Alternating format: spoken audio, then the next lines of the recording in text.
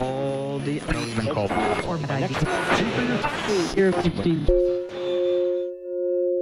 The balance between strength and freedom. I think this was kind of an early takeaway for me of sort of reading between the lines of what he was saying. Just seeing, you know, what kind of guy he was, what kind of person he was, and not just what he espoused musically or on paper.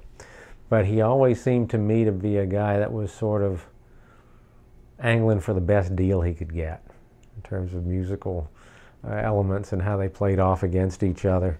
And if you strengthen one thing, if you have a stronger melody, well, that just gives you more freedom rhythmically and harmonically.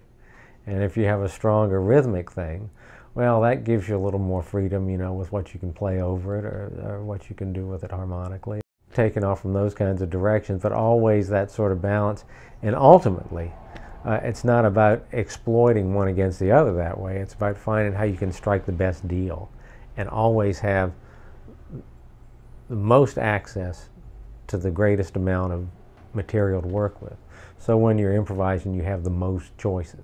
But there is that thing, too, of wanting to maintain strength and a certain amount of power is a funny word, but power in your expression, in your voice, you know, to be able to put your point across, express yourself, and how you shore that power up, how you spend it, you know, how much musical capital you amass, and how you distribute it. Really kind of watch him sort of, without putting it in those terms, but seeing him do the calculations, you know what I mean? And usually if he would veto something or decide against something, I would kind of see that on some level it wasn't the best deal, you know, until you were giving up too much, melodically, rhythmically, something. You know, if you go for what's strong rhythmically, then all of a sudden you're living in the land of the strong rhythm players, and that's the currency, that's the coin of the realm, you know.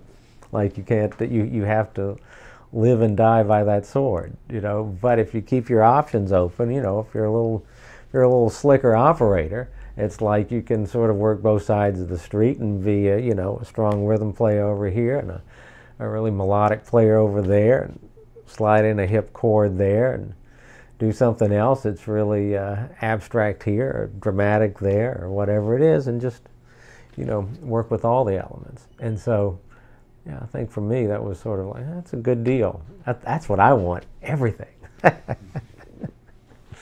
Any other things that you'd like to share that you think that you learned from being around Ornette, from playing with him?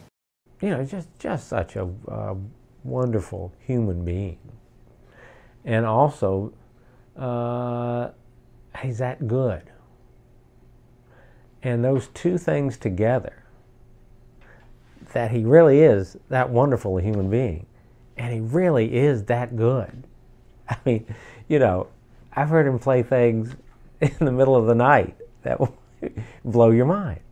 And I have seen him do, you know, hard to imagine acts of kindness in similarly obscure situations. A hero that didn't disappoint me.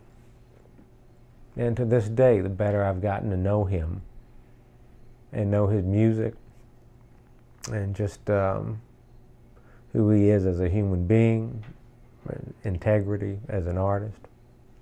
Just knowing that a person like that exists is, you know, and you can't let yourself off the hook. It's like, well, that's possible. Am I doing it or not? Well, you know, that's good to have that there. And I mean, that's what the heroes are for, I guess. You know.